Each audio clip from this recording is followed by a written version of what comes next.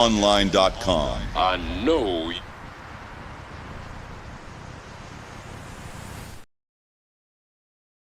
England, let the sunlight in.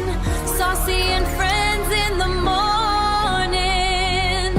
We're ready to begin. Yeah, find us at sparkfmonline.com. Saucy and friends in the morning. Yeah, we got it going on.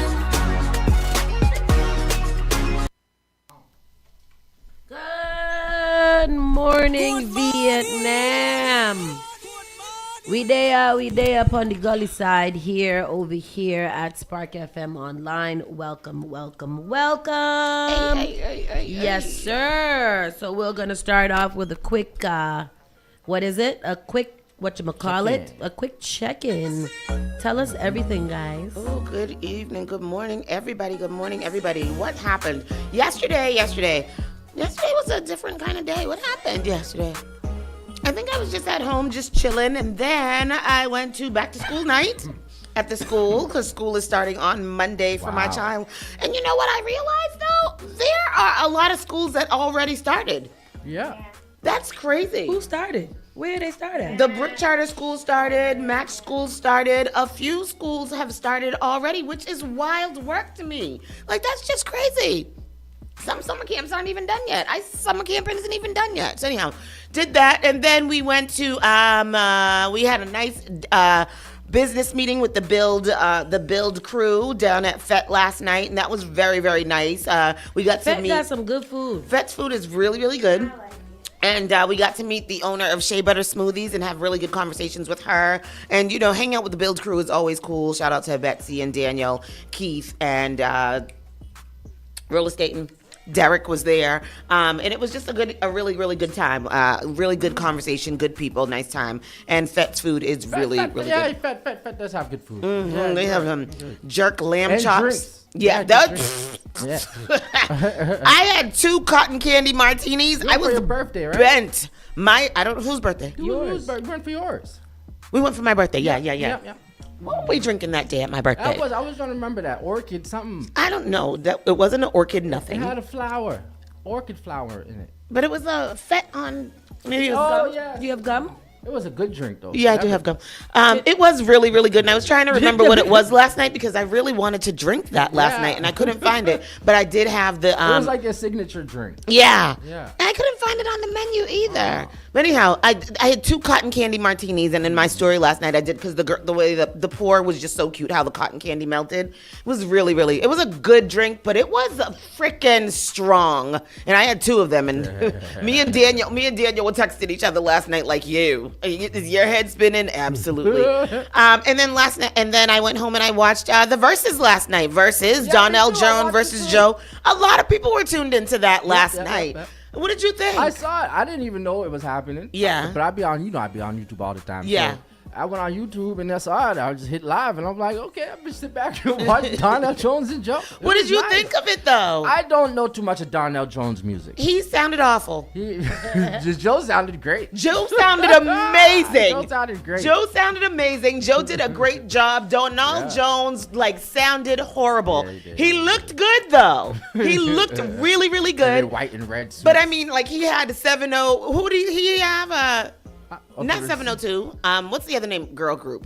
I don't know. Black. No. The other girl group. SW.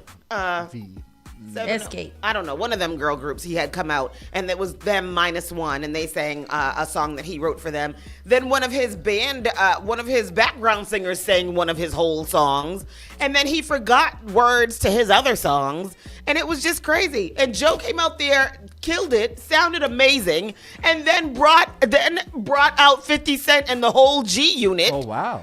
And then did the whole power theme. Oh, because and killed it. Yeah, wow. It was really, really good. Oh, that's Joe that sings that song. Yes! Oh, this is the big. Remember they had replaced him one time with Trey Songs. Yeah, and everybody was like, nah, bring it back. Yeah. And so they came back. But Joe did sound really good. Joe is actually currently touring. So he he gets lots of practice. But Donnell Jones is performing here and there all over the place too. Yeah. I saw him last year at Rock the Bells, and he wasn't bad. And is that hat is attached to his head, huh? what hat? I didn't even realize. Donnell Jones, you ain't never seen Donnell Jones without that hat. Oh, the hat. The hat. But it was really good to watch last night. A really great R&B moment. And speaking of really great R&B moments, tomorrow night is sang at Sorrel and Lime. Sorrel and Lime, in collaboration with Spark FM, is bringing you an R&B experience. It's going to be a great one. Do not miss. DJ Live, DJ Alcide, rounding it out with Fada P, playing us some more things that we're gonna sing to. I'm gonna try to run down after I leave. Yeah, it's gonna be a time. It's gonna be a time, and I'm excited about it. That's my vibe. That's my thing. So we're doing that tomorrow night. And how was your evening, Triz? What did you do yesterday? What I do?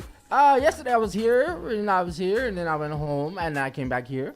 But yesterday was dope. Yesterday we had an exclusive interview with super dancehall artist Valiant. Yeah, I thought that was today. That's so cool. Yeah. I So saw it we're last gonna night. we aired it on air last night. Today we're gonna be dropping a video. Right after the show, actually, we're gonna drop the video. Very nice. Very nice. Valiant tonight inside of Oceanside Wonderland Ballroom. Everybody pull up. Make sure you grab those I tickets. saw him there when he was there the last time. Yeah. Hey, Oh, that's where move we all out went. my way. Is that- Did I go to that? I didn't go to it You didn't either. go. You didn't go. No. It was really good though. It was good. The crowd. The crowd, yeah. Oh Big wow, crowd. he pulls a crowd. Yeah, Valiant's like dancehall's #1 artist right now. Is he? Him and Skeng, they're like, eye to eye. Oh, Skang's the one that caused the riot at Prince Hall that time. No. That's not. That's the other one that looked like Chucky. Skeng. Oh yeah. Yeah, Skeng. That was the one. girls was pulling him off the stage and all kinds of stuff. Yeah. Yeah. But, I guess he that's kinda cool. looked That's good. Are you going to the show tonight? I am. Good. I Very am. nice. I don't know, but I am. Dance hall's always funny for me. I'm always It's new dance hall. It's very entertaining. The place is gonna be packed It because is. it was It is. packed, It is. and the people dance. Yes. The dankas come out Yes. for things like this, so it should be a time. Yes, And yes. what about you, Miss Isis? What's going on with you? Where you Get been that at? feastus. To Gulfport. Went to Cape Cod. We went to P-Town and there was Yeah. a parade. P-Town. And then I came back yesterday. And yeah, we've Good. been preparing for Carnival tomorrow. Yesterday was a Oh, great yeah. day. What Carnival a nice is day. tomorrow. Yes, it is. Yeah, yesterday was a nice day. Yeah, beautiful. It was a really, really And nice the day. kids are so excited. They are. That's good. I'm excited too. I love Kitty's Carnival. I think that's such a good time. The kids are so excited. The energy that Jadine brings is so good, and it's just a really, really nice time. And it's a nice family time to just get out there, see something safe, see the kids having fun, and the colors are beautiful. The efforts that go into that are so amazing. Shout out to B Soka for bringing that to us for the past 4 years. 4 years. 4 years. Fantastic. Sauce, what's going on with you? What's your life? Midday. Okay, from the I'm gully. back in the game because I posted everything that I was supposed to post. Oh yes. So hello. Good Hello. evening. I had a good evening last night, and I'm ready to start the show. All right. No, okay. Ready to start the show. Let's go. Yeah. Around the way. Oh, you want to do the shout outs now? Yes. I mean, the announcements. Yes. Yeah, so the announcements. Let's get into the announcements. Everybody gotta know that Spark Buys the Block campaign is still going on. Donate. What does Tristan say? GiveButter.com/spark the culture. Because if you knew better, you give butter. Yes, Yeah. right. If you know better, you give Yeah. butter. Donate. Know better, there you go. Spark is something that we all need. We all need some spark in our lives. The next iteration of Bingo and Mingle will be September 16th. Prepare for that. Get ready. But prior to that, Spark the Block. Spark the Block is happening on September 13th, and that's going to be right out here. You know, we shut down the block. It is a great time. We're still looking for vendors. We're looking for volunteers. Any of that, hit us in the DMs to give us any information that you want on that. Don't forget, though, givebutter.com/spark the culture. Bingo and Mingle. Kitty's Carnival is tomorrow. Kitty's Carnival is tomorrow. If your kids are in a band, please meet at 11 a.m. 11 a.m. At the top in Common Square. Common Square by the Rockland Trust Bank. Common Square by the Rockland Trust Bank. We're getting up to we're setting up at 11, pushing off At 12 p.m. At 12 p.m. So get there as close to 11 as you can. Thank you. Just to be in line. Sang is tomorrow night. Sang at Sorrel and Lime. That is tomorrow night. Don't miss it. Be there or be a loser. Sang. Come out, sang. Bring your singing voice, or even if you don't have a singing voice, bring your body and come out there and do the And thing. drop your kids off. Pan on the plaza. And Pan have on the another plaza. baby. Yeah, wow. So you don't Sang. have another baby. Somebody told me somebody was having another baby. They was like, another baby. Baby girl, at the door.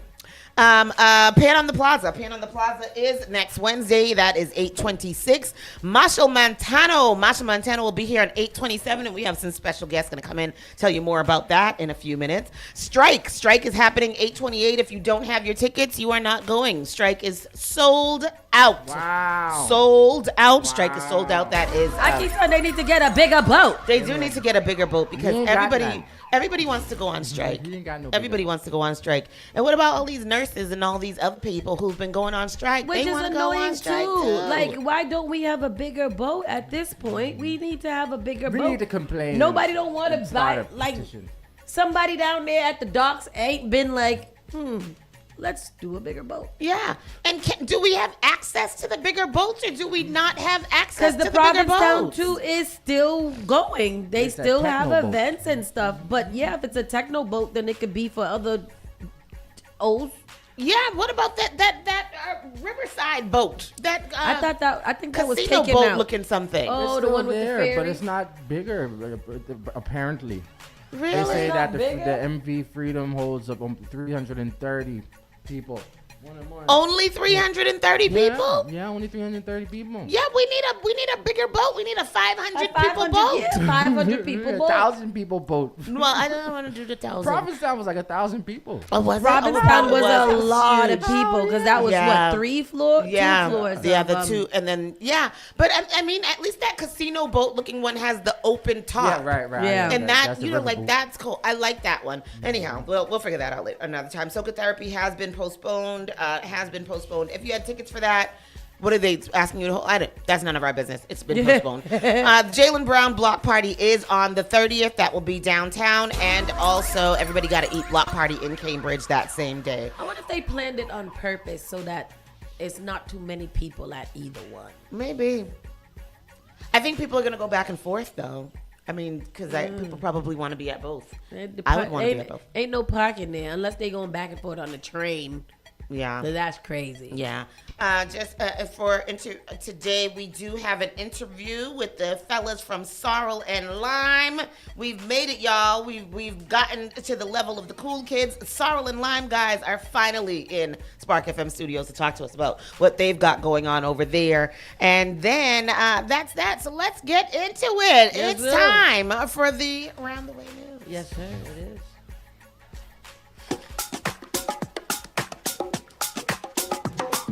What's the word? Tell me now! It's time for Around the Way News with Miss Tony B. Knowin'. Yeah, Miss Tony B. Knowin'. Oh yeah, oh yeah, oh yeah. It's Spark FM It's dot Spark. cam. Espark. That can. Shout out to Daniel Laurent who knows that song by heart and is going to incorporate it into his next rap. Yes, he is. I'm so excited about that. Let's get into it. 2 arrested following a shooting investigation in Dorchester. Let's start Oh it off no, on the great ways. shootings? We only been having stabbings lately, so this is Touche. interesting. 2 people were arrested following a shot spotter activation in Dorchester on Wednesday afternoon. So I heard this. I'm sitting in my window working on watching Spider-Man, and all of this police activity and and I was like, what is going on? And so looked it up, and it was this thing going on here. Officers assigned to District C11 responded to a radio call for a shot spotter activation in the area of 719 Washington Street at about 3:14 p.m. on August 19th. Multiple Boston police units, including SWAT K9 and Youth Violence Task Force, officers responded for assistance. So I'm going to get into the story. Districts were detective districts District detectives were requested to respond and process the crime scene. The description involved the suspects and a suspect vehicle were broadcast to all responding units. A vehicle matching the description was traveling on Washington Street towards Melville Street. The vehicle fled from the officer at a high rate of speed and was last seen in the area of Waldeck Street. Multiple officers began to search the area and observed a suspect running through backyards on Tonawanda Street. A foot chase ensued and the suspect was seen jumping over a fence into the backyard of the residence on Tonawanda. The suspect was placed under arrest and 2 officers sustained minor injuries during the arrest. The officers were transported to the hospitals. Members of the Youth Violence Task Force observed the fleeing vehicle crash at the intersection of Tonawanda Street and Greenbrier. So one of them jumped out and was jumping over fences. The other one was still in the car driving and crashed the car. Okay. Officers removed the driver from the vehicle and placed him into handcuffs. The suspect was transported to a local hospital with non-life-threatening injuries. They were told to search. They found a firearm in the back of Tonawanda Street, and it was a Glock 27 with a magazine containing 22 rounds. After further investigation, they determined that it involved the vehicle's license plate. It was a stolen vehicle. They arrested 19-year-old from Brighton. From Brighton is expected to be arraigned for reckless operation of a motor vehicle, receiving stolen property, receiving a stolen motor vehicle, and operating a motor vehicle with a suspended license. This was the driver. Yeah. 16-year-old juvenile male 16. is expected to be arraigned in Boston Juvenile Court on charges of delinquent to wit, unlawful possession of a firearm, delinquent to wit, possession of a large capacity feeding device, and trespassing. So This is the one who got out. This is the one who was jumping over the fences and dropped the gun while he was jumping over the fences. And he's 16. But the juvenile male also had multiple warrants for his arrest on charges of assault and battery with a dangerous weapon, assault and battery, and larceny over $1,200, plus other firearm offenses. He needs to be in a small housing unit with in a group. This is when I say, parents, it's time to get your kids out of Boston. Like, go somewhere else. I mean, well, you can't even get out of, but you in Brighton. It's freaking Brighton. You have a nice home. Brighton is Boston. Which one is that? The main street of Brighton with the gangs? No, that's Brookline. That's Brookline. But Brighton is Boston. So everything with a B is bad. Yeah. Well, yeah. Go to like Brighton, Brookline, and New Hampshire or Brighton. something. This 16-year-old needs to be away. He needs to be You rehabilitated. spare the rod, spoil the child. Yeah, he and needs that's to the go problem. to, remember the movie Holes? The Disney movie Holes? Yeah. He needs to go to whatever that camp was where they go and dig holes in the desert. Holden. Or something But see, like that. that's the problem with these kids is that they don't have real punishment that would deter them away from Crime. Like if they're you did bad things, come sit in here and talk to me with these plushies and see how you feel about it. No, go dig some sulfur holes in the sulfur lands where your lungs fill up with stuff, and then you'll be like, oh, I never want to commit a crime again because the punishment is too dire. It's too dire. It's too dire. I know. Our main character, his Stanley. Yes. Stanley was in Holes. No, in the whole. That's a cute movie. A driver is arrested in connection with a possible kidnapping in Dorchester. So I seen or heard a lot about this yesterday. An Easton man is set to face a judge Friday following his arrest in connection with a possible kidnapping in Mattapan. The man is identified as 24-year-old Easton People resident. be kidnapping people? Yeah, was nabbed following a police chase in Milton. Police say he and the victim are known to each other. Can we play this clip? Here goes the clip. All started, Ariel. Well, Ed Maria, for lack of a better way of knowing how to say this was just a crazy situation. Police say this all started over there on that street corner. And in this video that we're about to show you, you can quite literally hear just how dramatic this was. Ring camera captures the panic screams of a woman yelling that someone is kidnapping her as she tries desperately to escape. There's the door trying to open. Aaron Michael Smith was setting up for a weekly music event on Dorchester Ave around 3:30 this afternoon when he heard her calling for help. A white car came right here with the door fully open. Looked like she was gonna like James Bond out of the car. He says he dialed 911. She was just yelling like, "Someone please help me, please call the police, like I'm being kidnapped, I'm being kidnapped." It was so crazy. Before that car sped off, Just confirm we got violent felony kidnapping here, please. leading police on a high-speed chase through Dorchester, the Blue Hills Reservation, onto 93, and even through this quiet neighborhood in Milton. I was thinking like I could run into the house. It's crazy. The Habib and Courtois families were home when a line of officers sped by. I'm screaming in the house, lock the door, lock the windows. I'm telling my 2 kids. I had no idea what was going on. I was terrified. 10-year-old friends Penelope and Claire were about to go play. It was crazy. I was like thinking, I hope Penelope is okay. I heard my mom screaming my name, but like I didn't think it was anything. Then my baby brother had to come in my room. I was very scared, so I started crying. Doorbell video shows Dad Jan stepping out in disbelief. There were 6-8 vehicles, and they were bombing. Police finally stopped and arrested that man near Adams Street in Milton, but these parents are still shaken by this scary situation. Even walking down the street, 2 houses down could be dangerous. Thankfully, People be those trying to families, kidnap those people little like girls that? are all okay. The Like suspect just- is a 24-year-old man from Easton. He is facing multiple charges. That woman was able to safely get out of the car. She was evaluated at the scene. We're live in Dorchester tonight. Ariel. They don't know the relationship. No, they know each other. So they this know was each probably other. some domestic Yeah. situation where Yeah. you tried. Because I was like, people were randomly kidnapping people off the street. And like grown ass people, no. But yeah, so she was grown. She was an adult woman. It wasn't like a child. I think. Okay, yeah. So that was what happened there. Roslindale bat attack over hidden safe Oh, ends my with God. teen freed. So when I saw the bat, I thought it was a bat like that, Yeah. but it's not. So I was like, oh my God, she put this in there for me. I did. But no, the teen has been freed and no bail. So a 19-year-old woman allegedly smashed her way into her ex-boyfriend's parents' apartment. So look for Be like that. with a bat, with a aluminum baseball bat, hunted through a bedroom for a safe she believed held cash, and punched one of the residents in the face before fleeing empty-handed, according to prosecutors. Alyssa Harrison now faces home invasion and other felony charges stemming from the July 22nd incident at Stony Brook Commons off of Washington Street. Police responded to a call from the property security officer around 1 p.m. that day after someone was reported vandalizing a resident's home near Hillcrest Road and Hillcrest Terrace, according to the Suffolk County District Attorney's Office, as reported by Universal Hub. Investigators allege Harrison arrived at the front door of her ex-boyfriend's parents' apartment carrying the bat, and when the male victim stepped out to contact property security, she forced her way inside. Once inside, prosecutors say Harrison ran upstairs into a second-floor bedroom and began opening drawers in a closet, searching for a safe she believed contained money. The theory the victim's son, her ex-boyfriend, reportedly shared with investigators. The female victim followed her upstairs and tried to remove her from the room, and the two struggled. Harrison allegedly punched the woman, then pushed the woman, then punched her in the face. Damn. Harrison is accused of holding the bat in a cocked position. What is that? Yes. Like this.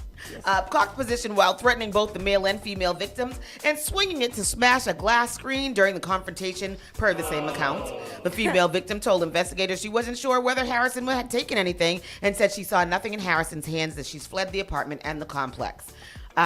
It says that Harrison was arraigned in West Roxbury Municipal Court on charges of home invasion, assault and battery with dangerous weapon, assault and battery, and malicious destruction of property. Under Massachusetts General Laws, Chapter 265, Section 18C, home invasion alone carries a mandatory minimum of up to 20 years in prison and up to life imprisonment. Oh, wow. And requires proof of a defendant entered a dwelling while armed or knowing occupants were present and used or threatened force. So she's facing some time. I think they let her go though. She didn't get any bail, and she let go.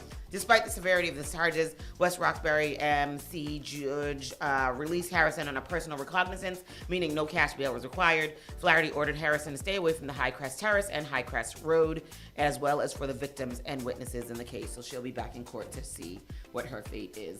Little crazy girl. Sometimes you gotta be like that with these men.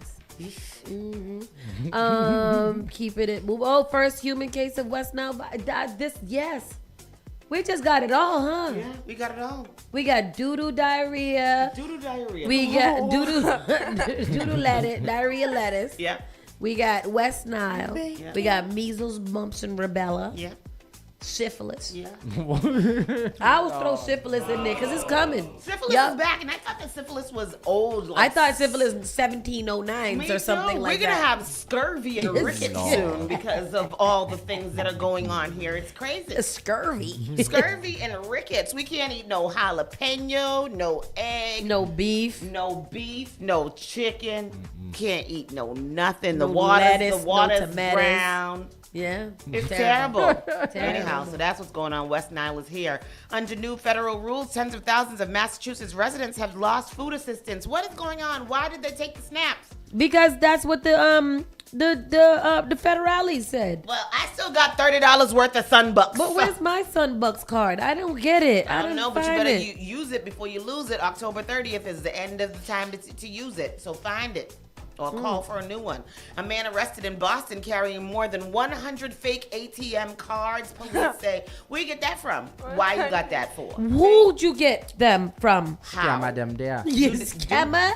Do they work? Spend that. Hello. Do they work? I thought you're supposed to get the credit cards and then convert them into gift cards and then use them. That's what they do. That's what they is. That's why they fake. So at about 12:15 p.m. Tuesday, officers in Brighton snapped Nukuzar Lazar while he was driving near Harvard Ave and Brainerd Road. As officers approached the vehicle, they recognized him as a person sought by detectives in an ATM fraud investigation. He gave the officers an Italian driver's license and a bank card with a matching name.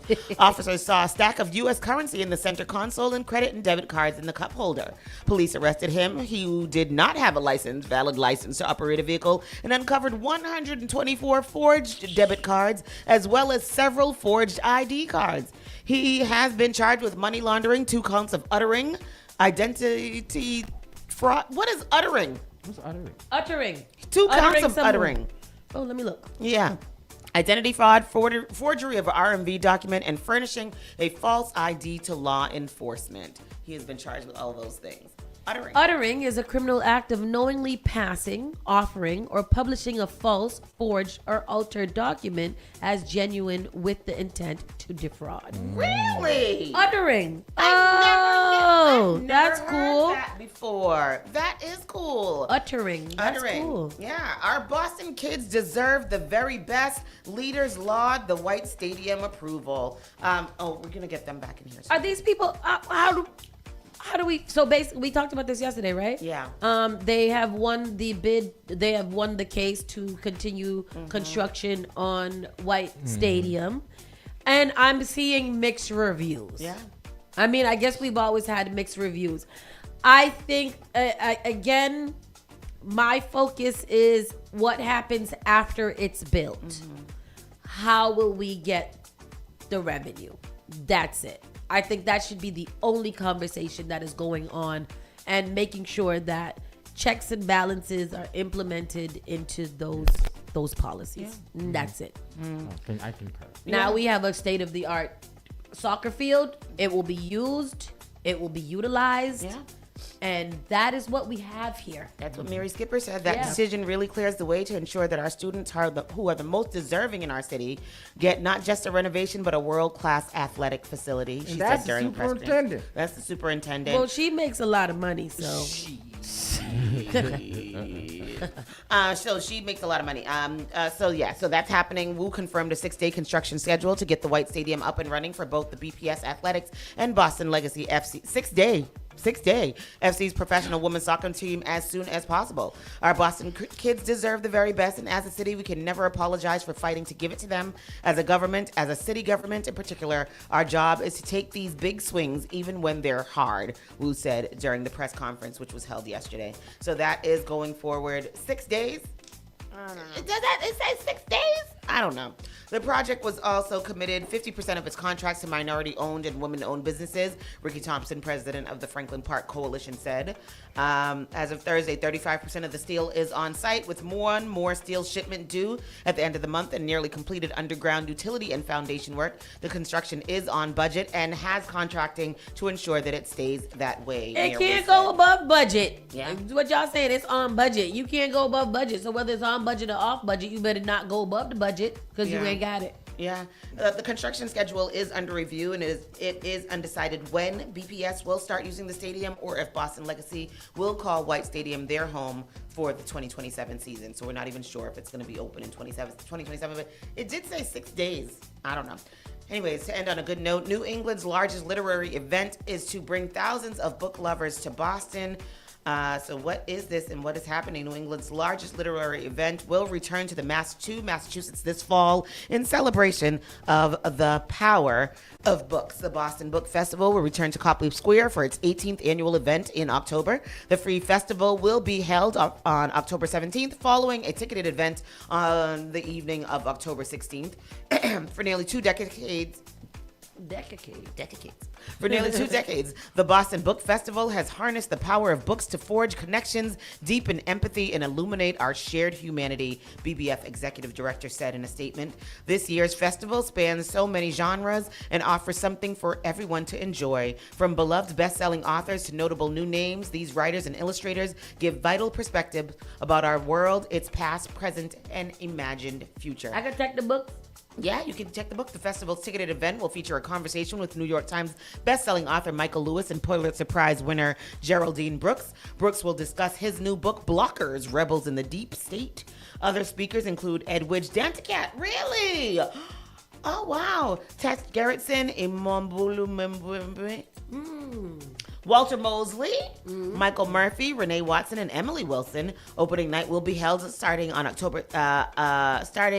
at 7:30 p.m. on October 16th, and then it will go on for the rest of the week. And I think the free outdoor festival continues the following day with more than 60 exhibitors ranging from award-winning small presses and literally art nonprofits to a kids zone and a coffee tent. I'm gonna go down to that. I think that's gonna be so cool. Yeah, and I gotta find out when Edwidge Danticat is Who's that? speaking. She wrote.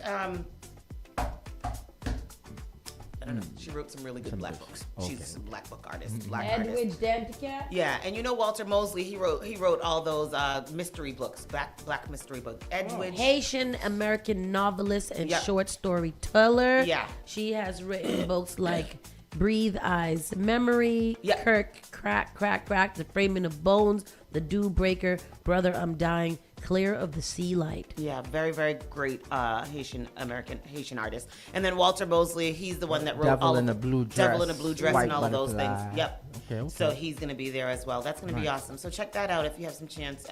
Have a chance. Bring your kids down there. It's going to be great. October 17th is the outdoor event, free outdoor event. And that is that. We're going to take a quick pause for the pause. We'll be right back with our special guest talking about what's going on with Sorrel and Lime and the great things that they're doing. And that's what we're going to do. Saucy and Friends in the morning. It is us. Spark FM. You're listening to Saucy and Friends in the morning with Miss Hot Sauce, Miss Tony, and Rockstone Triz. Turn it up. This is SparkFMOnline.com. All hits, all day, and it's all yours. Keep it locked to Boston's #1 for hip-hop, R&B, dancehall, and soca. SparkFMOnline.com, home of your favorite morning show, Saucy and Friends in the morning. Tune in weekday mornings, 9 a.m. to 11 a.m. Boston's new home for urban and Caribbean music. Spark FM. I love them a lot. Praise the Lord, City of Boston. This is Brother Chris right here on Spark FM. Come on, sing it. Bringing you Sunday morning worship each and every Sunday morning, 6 to 10 a.m. Let's get our praise on.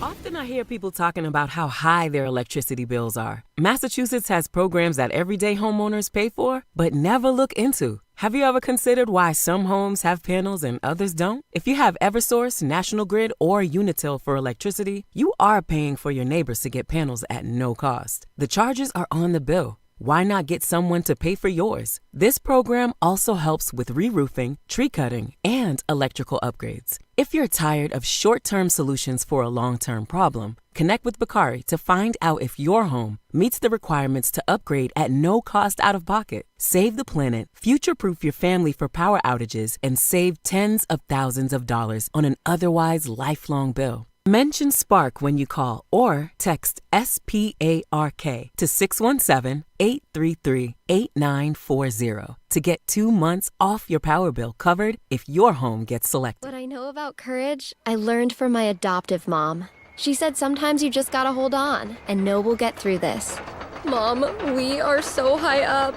Hold my hand. No, you hold my hand. Here we go.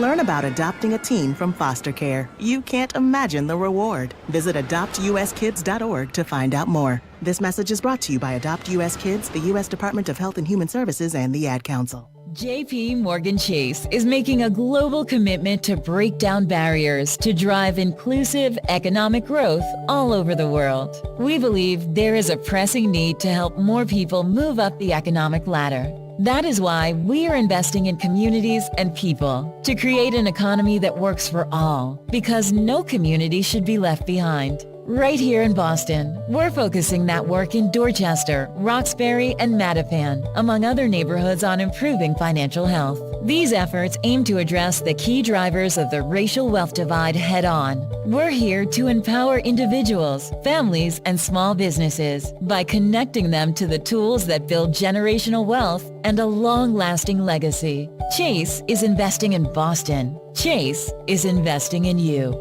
Visit us at the Mattapan branch at 1617 Blue Hill Avenue, where the team is waiting to help. Hey there, Spark Nation. Spark FM is working to buy the block. We need our community's help to raising $100,000 to assist us with purchasing our Mattapan location we call home. This is bigger than a building.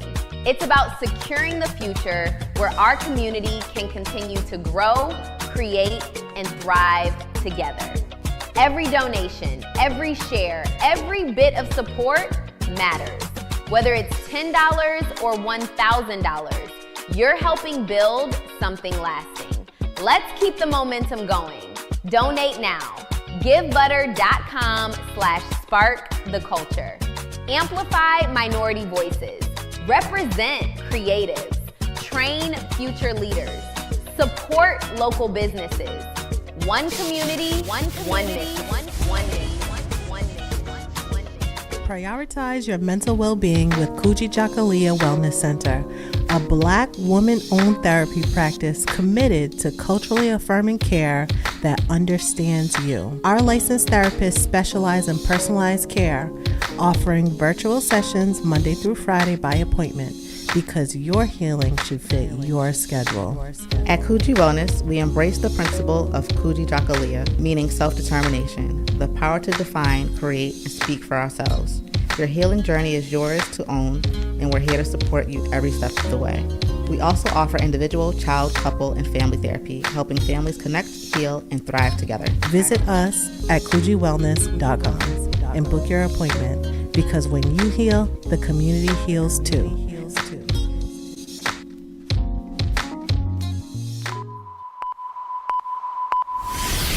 Spark FM.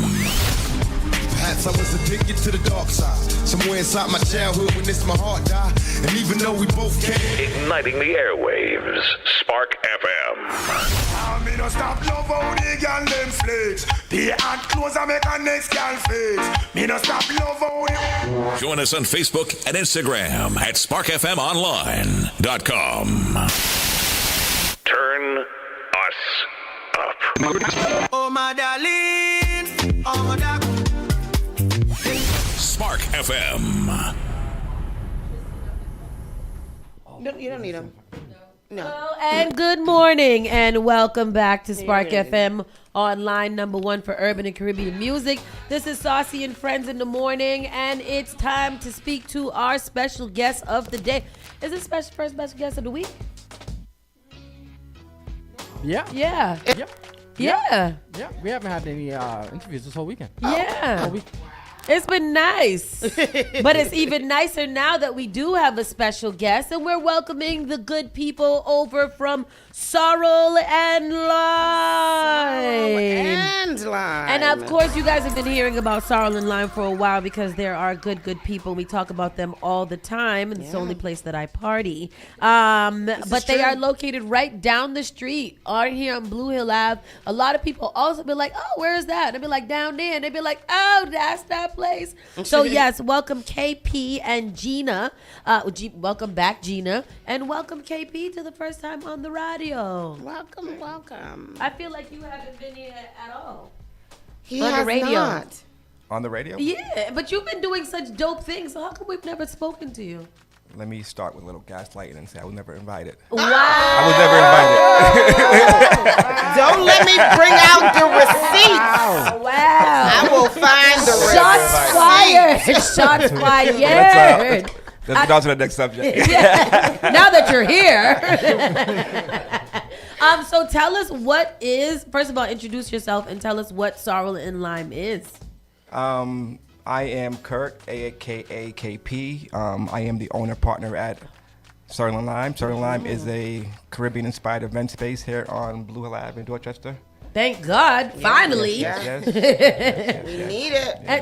And then you've also a super promoter too in your own right. You have been bringing events and things to Boston and the surrounding areas for a countless number of years. Don't you get tired? I do. You do? He said it so. do. No, yes, I actually do. I actually do. And then Sorrel and Lime has been around for how long now? Year and a half. Wow. Only a Damn. Yeah, year and a half. Wow. Wow. Congratulations on you. that. Again, what's the address? 986 Blue Hill Ave. 956 Blue Hill 986. 986 Blue Hill Ave. And before Sorrel and Lime was there, it was Island Pride? Correct. Island Pride was another event space that was sitting down for a very, very, very, very long time. So we didn't really have an event space on Blue Hill Ave for a while other than K's. Yeah. And now that K's shut down, was that around the same area, around the same time? Yes. I think so, I think right? she shut down before we opened up. A little bit before, maybe like 6 months before, because it wasn't a big gap, because it was almost like we had a new home already. And then Gina, on your half, like I see that you guys are not just trying to do event space rental. There's also activation and programming that goes on at Sorrel and Lime too. So it's more than just an event space. Yeah. Right. So we're focused on, obviously rentals, and then Kurt being a promoter, the fetes, the parties. The feeties. But then we're also focused on culturally diverse programming. Yeah. Film screenings, after work mixers, Age Strong Commission partnerships.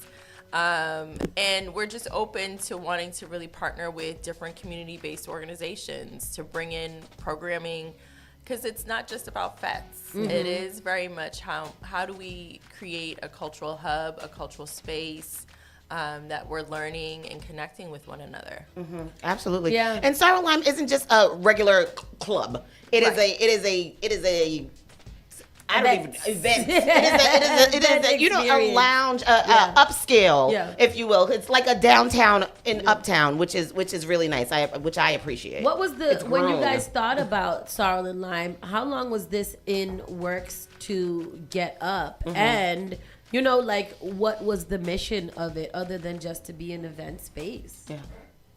I think it's what Tony just said. It was not to have it be like pigeoned into like one thing. It was for it to be interchangeable, so we can do club events, so we can do birthday parties, baby showers, corporate parties. Yeah. It could be, interchangeable. So that was the goal. It could be needed because that's something that we legit was missing, almost like a cultural hub, almost like where people be like, oh, where you're going, and it's just like, it's so funny too. It'll be like, oh, Sorrel, the Lime, Sorrel and Lime, SNL, all of those things that can be branded from it. One thing that I have seen is like the different types of activations. One that is coming up right now is get into the business is Marshall Montano. Yeah. He ain't been here in 8 years. That's What's that like, putting together that type of show? This is not new to either one of you guys, but what is that? What goes into something like that? 'Cause I don't think a lot of people know. Like, for the people who don't know who Marshall Montano is, because you live under a rock somewhere, he is. I've heard him called the Michael Jackson of soca. I've heard him be the Beyonce of soca. Yeah, too. so this is huge. Yeah. This event. So continue. Sorry. We actually had a meeting with BPD a few days ago, and they led by saying that we heard that you guys are bringing the Michael Jackson of SoCal. Yeah, so they're well aware.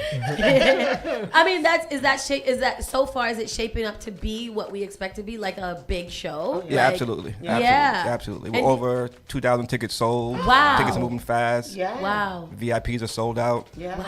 So yes, it's looking like What it should be. is the capacity for that show? I mean, is there a capacity? There is a capacity. Okay. What is the capacity? 4,500 right now. Oh wow! Yeah, so we're almost there. We're almost there. That's already pretty huge. Yeah. What goes into, and I think this is a deeper conversation. What goes into planning an event of that caliber? Yeah. Because we see that as fetters, as people in the Caribbean community, we often complain a lot about a lot of different stuff, whether it be ticket prices, venue, whatever, blah, blah, blah. And they don't necessarily understand the intricacies that go into planning something of this magnitude. What's that like?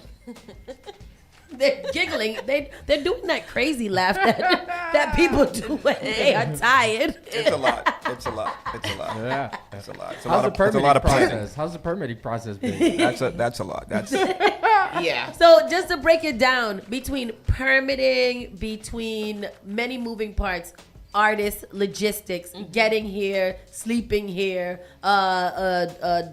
their entourage. Then it is the tickets, it's the patrons, it's the liquor, it's the confinement, the sound system, stage, entertainment, outside entertainment. Oh, yeah. And I don't think people really And the bathroom. right.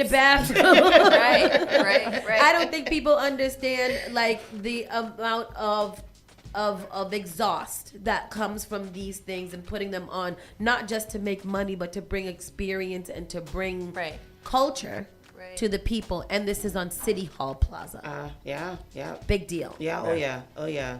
For the whole city. Yeah. To see. Yeah. And we've seen back in the day, it wasn't like Boston Calling and stuff like that on there. So it's a big venue space. It has changed a lot though since back in the day. Yeah, because City Hall has really created a different sort of vibe and energy in that space. As you all know, it's a big, ugly building. Oh, yeah. You know, obviously. But over the course of time, they've really shifted and changed the way that community interacts with the actual physical space. Yeah.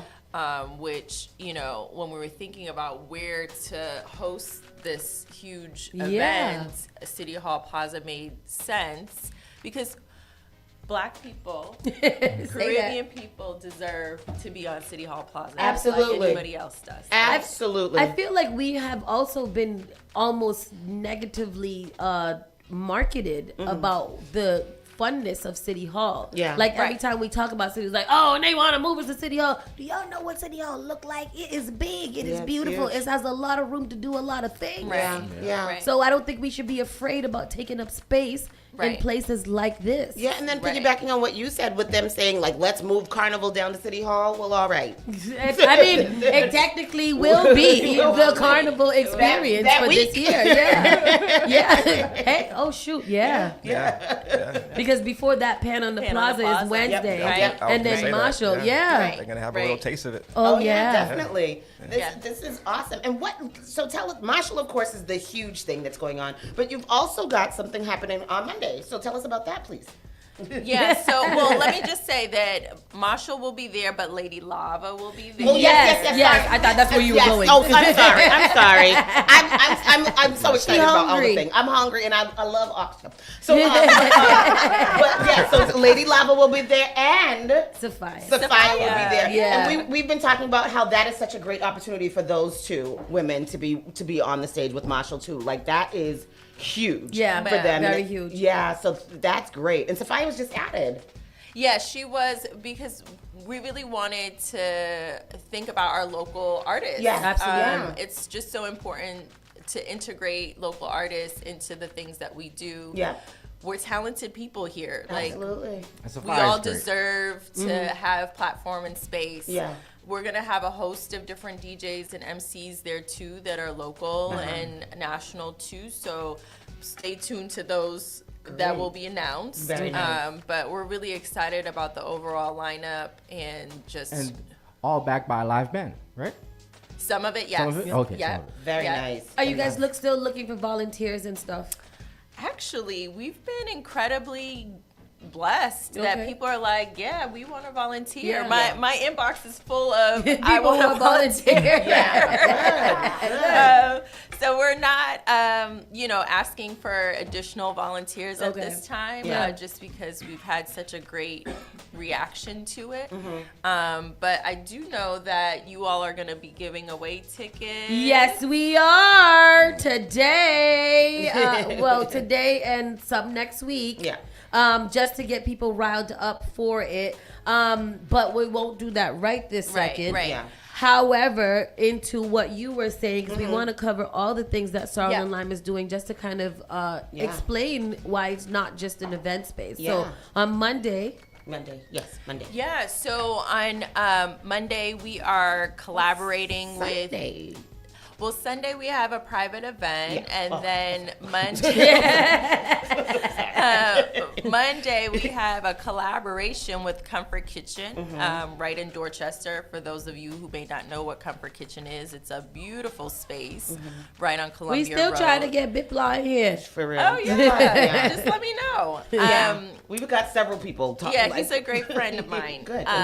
And Comfort Kitchen is an award-winning restaurant. New York Times, James Beard, and so we are in partnership with them, and we're bringing two amazing, talented culinary artists. One, Chef Picky, who is Trinidadian and definitely award-winning, acclaimed chef. He lives in Brooklyn and has traveled around the world. His thing is oxtail, and so we're bringing him to collaborate with Comfort Kitchen for a 5-course oxtail omakase.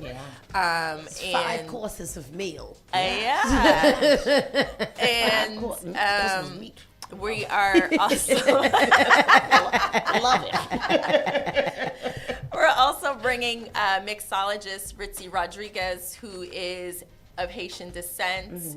She's amazing. She's a mixologist to celebs and to other sort of, high-profile festivals. You name it. She's there. And so just very lucky to be in partnership with all of those partners to bring forth such an amazing opportunity for Boston, just something different, right? Yeah, very much. So tickets are available via an open table, and there's still available tickets, right? Only a few. So just to spice up that little promo right there, is oxtail soup. Then there's moco sweet plantains with oxtail gravy, oxtail greens, breadfruit, saltfish, and taco leaves. Yes. Dirty pilau, ground beef, oxtail, pigeon peas, oxtail ice cream. Wow. What's Oxtail that? ice cream. I know. It's really interesting. It actually tastes good. I've tasted it. Really? It's the caramel that is like the oxtail. Like how he does it is he like braises it all the way down to like a syrup type thing where he mixes it in with caramel. They had it last year, right? Yeah. It was like a reduction. Oh, yeah. I was watching him last night. I found a video with him. He was doing an oxtail like cook-off from like 5 different islands, and he was one of the people. And I was like, oh yeah, he was just like cook on the pavement because it's Picky on the pavement is his thing. And he was cooking like outside, and the people were just lined up. And I think he made oxtail and breadfruit. And I was like, oh, I want that. So wait, how we get tickets for cocktail and oxtail? Oh boy. Wow. Okay.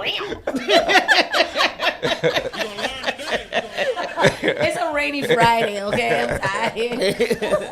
Oxtail and cocktail. Yes. That is open table, and or you can visit the Comfort Kitchen website, and or you can visit our Instagram. We have it right in our bio. Very nice, very nice. And then on Tuesday. So as you were saying, Picky does have a Picky on the Pavement series that he does in Brooklyn, where he brings different artists and just cool people to the pavement to share and connect around culture and while cooking food. Yeah. I think that's yesterday when we had the so that event is on Tuesday. Alongside Bianca and Bianca from the city of Caribbean culture and music and things. But yeah, sitting on the phone with them, it really is just kind of a vibe. And then you sent me the videos of what it looks like, and such a cool concept. I know, right? Yeah. It seems so fun. So you can explain it to us what that is like? So essentially, it is a conversation that folks will be having on Tuesday at Sorrel and Lime. It will be Chef Picky. It'll be Chef Valentine Howell, who is a local chef who is currently doing an amazing collaboration with Wink and Nod and has his own pop-up there. He's Jamaican and Italian. Yeah. And then it will be Danielle, Hot Sauce, and Bianca, who will be in conversation around food and connection, culture, and a lime. We're liming. Yeah. It's Carnival Tuesday. We want to enjoy. We will have a DJ. Our mixologist, Ritzy, will be cooking up some special curated cocktails. So it'll be an immersive experience for folks to come and just be And how with do us. people get what do we do to get there, to go to that event? Sure. So Tuesday, pull up anytime between 6 to 10, but you do have to RSVP via Eventbrite. If you want to eat, you do have to pay a small fee.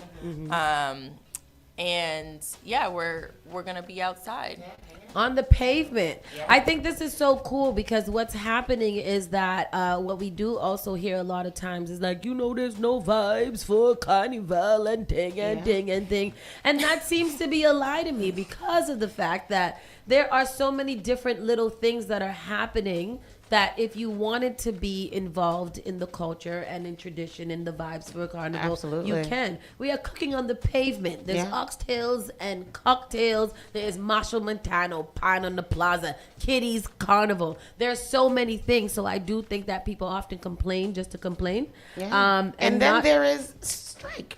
Yes, there is strike. Oh, you busy. Yeah. You're busy. I still make time for you guys. Oh my God, you are so busy. So you're pretty much going from Sunday to Oh yeah. No, from Saturday. It's today. Today. They have an after party for the Ross family, their boat ride. Oh yes. Tonight at Sorrel and Lime. And then tomorrow is Sang. Tomorrow is Sang. Yes. And then Sunday. So you're going. You're going. So tell us about Strike. I mean, what you can tell us because nobody Strike is Strike is we're celebrating 10 years this year of striking. Yeah, 10 years. Really? And I've been to all of them. Every single one. Every single Even one. the one y'all had two on. Even the one that was kidnapped. Yes. But it Yes. was Yes. that's 8 hours on the boat. That was crazy. Yeah, we were there. So after 10 years, yes, we're still striking for Carnival Friday morning. That's right. And you guys are also in It's search all of a sold bigger out. boat. It's all sold out. Yeah, we're still in search of a bigger boat, but Yeah. we haven't found that yet. But Yeah. Tell us about strike though, because strike is a thing, and there have been so many strikes this year with the nurses striking Yes. and the union striking. This is a different kind of strike. This is striking the job just to get ready for Carnival. Yeah, but Yeah. that's Friday morning, 11 to 2. Yeah. On the Freedom, it's sold out. Yep. You couldn't get your ticket. We'll see you next year. Yeah. But yeah. I know people. I know Bones has been advertising like, "Don't text me and KP looking for nothing." But I literally got a text from somebody this morning like, "I text KP to see if." Me too. Yesterday, you think you could get me 2 tickets? Child, I'm trying to get me 2 tickets. Child, listen. All right, I'm already on the list. So that is going to be fun. If you haven't been on a strike in the past 10 years, then you guys are missing out. But listen to all the things that the people at Sorrel and Lime are bringing for us during a Carnival week. If you're looking for vibes, Sorrel and Lime is obviously where it is. Do you guys have a calendar of events somewhere that we can see what's going on? We will. I know Friday night, Kurt, you want to talk about? Yeah, Friday night we're back at Sorrel and Lime for till morning. Oh yes. We have a few DJs coming in from New York. We got Coogee from Boston, and that's gonna be vibes too. That's everything. That's soca, that's reggae, that's dancehall. It's a whole mix up getting ready Till for Juve. morning. So Yes. going into Juve. Well, we're going to 2, but yeah. you know, I mean, we're going as late as we can go. Yeah, Yes. and then Yes. obviously people Yes. are going to leave there and go to wherever they else. We That's are preparing probably where I you. will We're go. preparing you for Juve. Yeah. Are preparing me for sleep because I go Listen, sleep because and I then need wake a up nap. again. And I also wanted to, speaking about Till Morning, you guys did that really nice Midnight Society thing during the month of July, where you stayed open until 3, and those events were very, very successful and a great time. Like I liked getting up at midnight to get ready. Yeah, that was good. That was good. And then hanging out, and then of course, you guys always provide a food truck at the end of the night so people can get their food and then go home. So, like I said, Sorrel and Lime is not just a regular just ho-hum place. It is an experience when you get out there. So thank you guys for what you guys have brought to the community. Appreciate for us. it. Appreciate it. We appreciate it. And I appreciate it because it's across the street from my house. You're right. Can I just plug one other thing? Saturday night, we're bringing in our old people. They're having an old people party on Saturday good night. big people All party. white. It's white. All white. The Yes. big people party. I might have to go there. I like a big people party. When we went to the big people party in Antigua, Yes. bomb, It best was event. Them old Big people people, getting down. Yeah. And we have been to a older people event at Sorrel and Lime too, and that was a good time. They was dancing. The What little event dress-up was event. that? Oh yeah, Yeah. Miss Carol. yes, yeah. It was nice, Yes, but yeah. yeah. So again, run down for you guys for the starting tonight. All the things. Yeah. Well, they're gonna drop the calendar and then we'll Yeah. post it because y'all got a lot going on. Yeah. I Yeah. hope you do get some sleep at some point. I know. And yeah, be especially blessed. You. Get some Red Bull. Yes, definitely. Definitely. Y'all I think we pace have right now. 12 events over the next 10 days or something like Yeah. that. Something crazy. That's crazy. Yeah, it's crazy. Good for Insane. y'all though. Yeah. Like that's good. That's how you like you're keeping busy and you're keeping active, and that's what keeps you here. And the people love what you have to put out all the time. Your product is good. So Much appreciated. yeah, I appreciate it. With that said, what time is it? We're going to take another pause for the cause. We'll come back. We'll run down the national and entertainment news, and then we will give out some tickets. Actually, call us right now, 617-272-3387, 617-272-3387 for your chance to win ticket to Marshall Montana. Bang. And in the meantime, we'll go to break so that y'all don't interrupt the rest of the show. 272-3387. Boston's new home for urban and Caribbean music. Spark FM. Igniting the airwaves. Spark FM. Looking for bold flavor and good vibes? Come to Finn's Fusion, right at 1191 Blue Hill Avenue. We're bringing you the best of Caribbean cuisine with a touch of African flavors. From savory breakfast sandwiches to mouth-watering small bites, the famous steak and cheese on cocoa bread, and daily $6 lunch specials. Stop by, grab a plate, and taste the fusion everyone's talking about.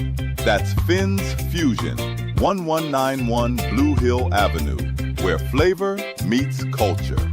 Often I hear people talking about how high their electricity bills are. Massachusetts has programs that everyday homeowners pay for, but never look into. Have you ever considered why some homes have panels and others don't? If you have Eversource, National Grid, or Unitil for electricity, you are paying for your neighbors to get panels at no cost. The charges are on the bill. Why not get someone to pay for yours? This program also helps with re-roofing, tree cutting, and electrical upgrades. If you're tired of short-term solutions for a long-term problem, connect with Bakari to find out if your home meets the requirements to upgrade at no cost out of pocket. Save the planet, future-proof your family for power outages, and save tens of thousands of dollars on an otherwise lifelong bill. Mention Spark when you call or text SPARK to 617-833-8940 to get 2 months off your power bill covered if your home gets selected.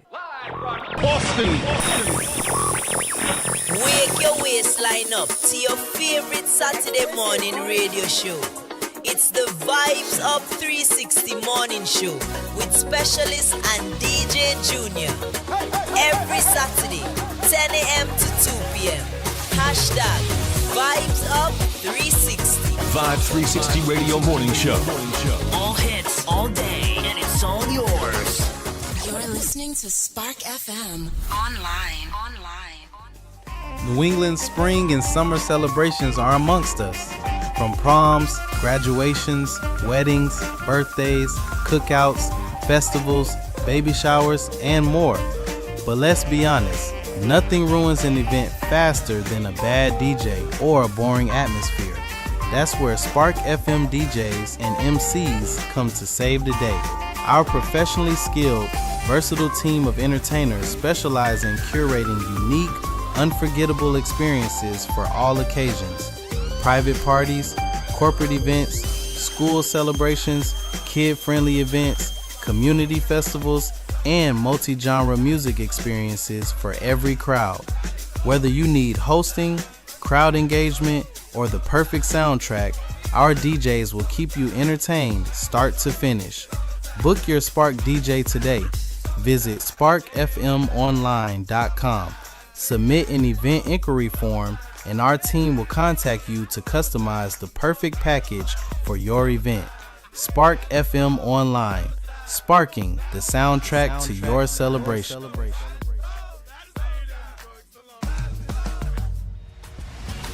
Hey there, Spark Nation. Spark FM is working to buy the block.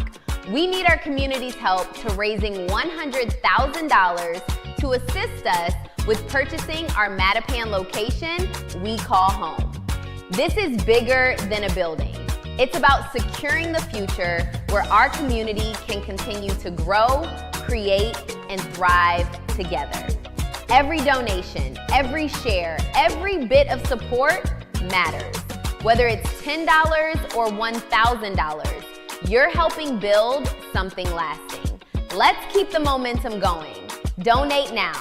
GiveButter.com/sparktheculture. Amplify minority voices. Represent creatives.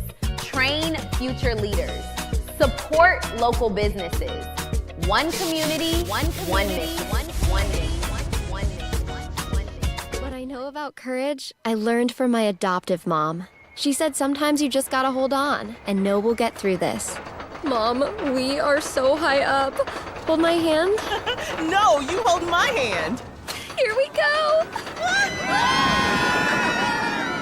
Learn about adopting a teen from foster care. You can't imagine the reward. Visit adoptuskids.org to find out more. This message is brought to you by Adopt US Kids, the U.S. Department of Health and Human Services, and the Ad Council. Did you know that you can now get a standard Massachusetts driver's license regardless of your immigration status? To get help with your application, a list of all required documents, and nearby appointment scheduling, visit mass.gov/WFMA. Your license is your way forward, so why not get started today? Register now at mass.gov/WFMA or call 857-368-WFMA. Call Spark FM at 617-272-3387. The all-new Spark FM. You're the baddest one. Spark FM.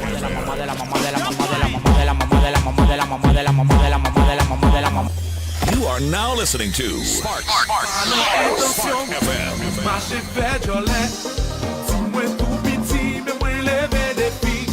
Spark FM.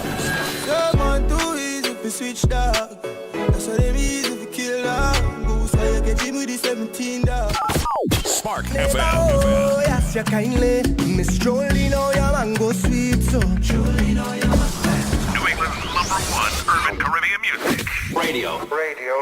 Spark FM. And we are back. And the person that just called, I don't know what I did, but I hung up on you by accident. And it's no. Hello? No, it's gone. It's gone. Call back, friend. I'm sorry. But yes, let's get right into the national news and find out what's all been going on Spark here. FM. Yeah, it's that time. Keeping you informed on what's happening across the country. It's time for national news with Miss Hot Sauce. Miss Hot Sauce. Oh yeah. Miss Hot Sauce. Oh yeah. whoosh. Yes. Whoosh. No, that's Tony That's who got the all I whoosh. Tony got a whoosh. Yes, sir. So, exclusive Navy Ways renaming career slate. Navy Ways renaming carrier slated to honor Black war hero, potentially switching it to Trump.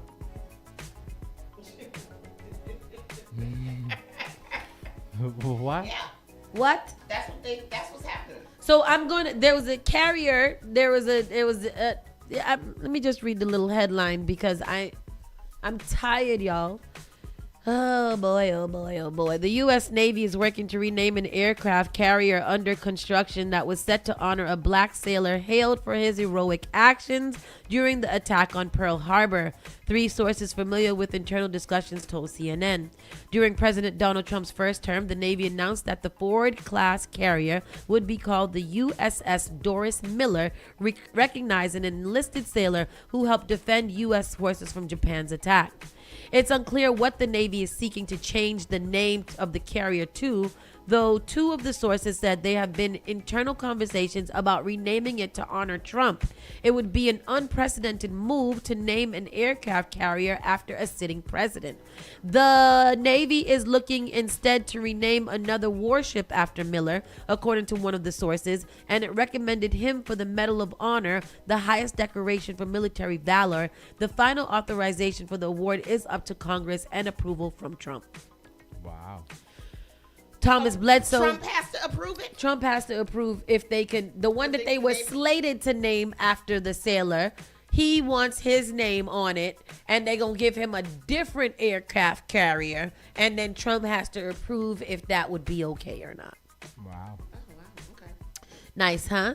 Yeah. I love that. I love that Trump is so entirely, tirelessly vain that everything that he knows has to have his name on it. Isn't that classic narcissism? This morning I was practicing how excited I will be when the news When you get the comes across. announcement. Yeah.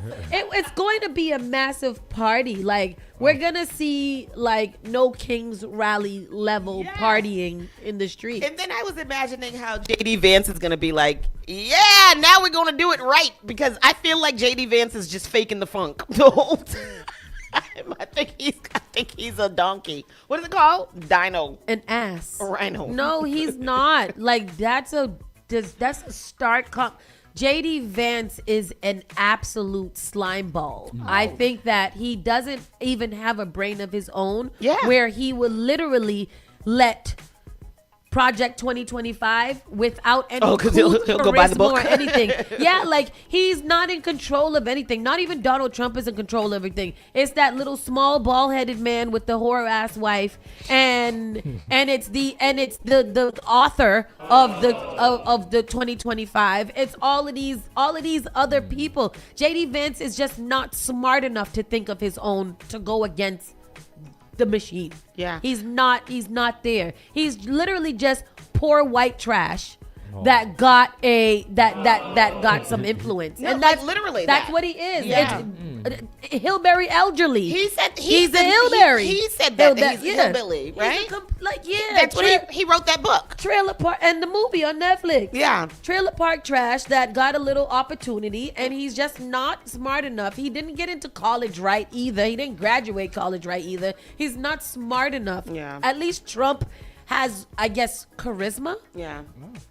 I guess that's what they're called. The Riz. He's got the Riz. Riz. Oh. He's got some MAGA Riz. The person that you had up on the screen just now, her wig was smooth. What she put in that? Smooth wig. What was there in there? FBI stopped suspected ISIS plot to blow up New York Capitol building. Yeah. Oh, ISIS. Did y'all hear about this? It said there was a little Muslim. There's a little lady trying to blow it up. Oh, really? What was she doing? A little lady named Isis? Jessica Bowie, 35.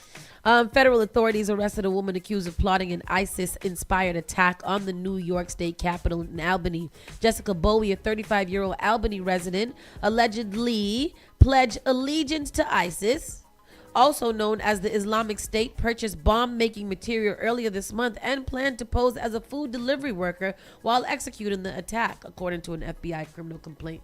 Oh, this is a very elaborate plot here she has. Let's go to the clip because I'm interested in her story. It was not in accordance with the law. The Trump administration wanted to move the agency back to D.C. rather than the site that had been selected in. That's not the right video. That is not the right video. For some reason, let me see if I can find the right. The FBI headquarters is moving. Yeah, that was right when it come up properly. All right, we're gonna have to go to the next story. Yes. The next story says this. Let me tell you what it says. The next story says FBI raids former Rep. Eric Swalwell's home, seizes devices and probe tied to sexual assault claims. Swalwell is which one? Because there's so many perverts in the thing. Eric Swalwell. Federal agents seized electronic devices from former Democratic Rep. Eric Swalwell at the San Francisco airport on Saturday and then raided his home in Washington, D.C. the next day as part of an ongoing probe connected to sexual assault allegations, sources familiar with the investigation told CNN. Swalwell did not immediately respond to messages from CNN following the raid, but he has repeatedly denied all allegations of sexual assault. The FBI declined to comment. Swalwell resigned from Congress and dropped his gubernatorial bid in April after reporting from CNN and the San Francisco Chronicle detailed allegations of sexual misconduct, including one former staffer who said he had raped her. The Manhattan District Attorney's Office and the Los Angeles Sheriff's Department opened criminal investigations into Swalwell in the wake of the reporting. The raids this weekend are part of the federal investigation connected to the claims of sexual assault. State Congressman Eric Swalwell. Sources say federal agents seized electronic devices from his home and at SFO. ABC 7 Eyewitness News political reporter Monica Madden joining us live in the newsroom with more on what you have learned. Hi, Monica. Larry and Kristen, legal experts I spoke with say this is likely tied to the sexual misconduct accusations that upended his career in April, allegations which he all denies. And one of his accusers tells me the FBI has contacted her as part of this investigation. 4 months after Eric Swalwell resigned from Congress over explosive sexual misconduct accusations, these allegations of sexual assault are flat false. Sources tell ABC News that federal agents seized his laptop and cell phone at San Francisco's airport Saturday and raided his D.C. home on Sunday. The probe is directly tied to the sexual assault claims, ABC News has learned. It makes sense to do a search warrant for the devices. It makes sense to look at any communications that he might have had with victims, either in terms of admitting conduct. Sometimes what you're looking for in a multiple victim case is sort of a consistent pattern. Former federal prosecutor Anthony Brass says investigators are likely looking to confirm what the women are accusing him of. When you get the communications, you get those efforts to cover up, efforts to dissuade reporting, and all of that. And that helps to corroborate the word of the victims. The Manhattan District Attorney and Los Angeles Sheriff's Department are investigating the accusations, including one from Lana Drews. She says she met Swalwell socially in 2018 and that he drugged and raped her. He raped me, and he choked me. And while he was choking me, I lost consciousness. And I thought I died. Her attorney tells us in a statement that they are, quote, encouraged to learn about the escalation of the FBI's investigation into the allegations against Eric Swalwell, and that they will continue to cooperate with law enforcement in their fight for justice. Nasty work. Terrible. I don't know how come when a black person is charged with some type of assault, it's over. Like, it's over for them. Yeah. There's no career. Look at the, what's that one that's with Megan Good? Jonathan Majors. Jonathan Majors. Look, he can't get right. He had to switch over to the Republican Party to get something. Because they believe in, hitting women over there. Allegedly. Wow. Allegedly. But why you still able to run for anything or to be in the public eye at anything? Since you go sit down, he dropped out. Oh, good. Yeah, he dropped out, okay. and he dropped out of everything. He resigned from Congress and dropped out from his as race. he should. That don't sound like an innocent man to me. He don't want the smizzle. He's like, they about to open up all of my history and find out all of the things that I was Child, doing. they was gonna get in your Trump admin sends one deportation flight to Haiti since ending TPS. So where they putting all the Asians? Huh? Oh, do they all got ankle bracelets? We got enough ankle bracelets in America. They put ankle bracelets on them On the and sent them to TPS Haiti? people? Yeah. No, well, if they're still here, I think a lot of them did get ankle Oh, bracelets. the TPS people. Yeah, you're right. Venezuelans, Cubans, Colombians arrive in Africa nation under Trump deportation deal. What? They sent the Venezuelan, Cubans, and Colombians over to Africa? Yes. You moved me from here, and you sent me to Africa? Yes. Oh. The Ugandans. They I just do, sent them to I Uganda? can go back to where I'm deported What from. you say? No. They went to Liberia? Yeah. They sent them people to Liberia. Just to send them. Wow. You could just send people wherever you want to send them. Yeah. Authorities in Donald Liberia Trump, yeah. received the country's first deportation flight from the U.S. on Thursday under agreement with Washington to accept up to 1,200 foreign nationals over the next year. The West African nation, which was expected to receive 20 deportees, received nationals mostly from Latin America, including Venezuela, Cuba, and Colombia. Liberian Information Minister, his name, told Wow. Reuters.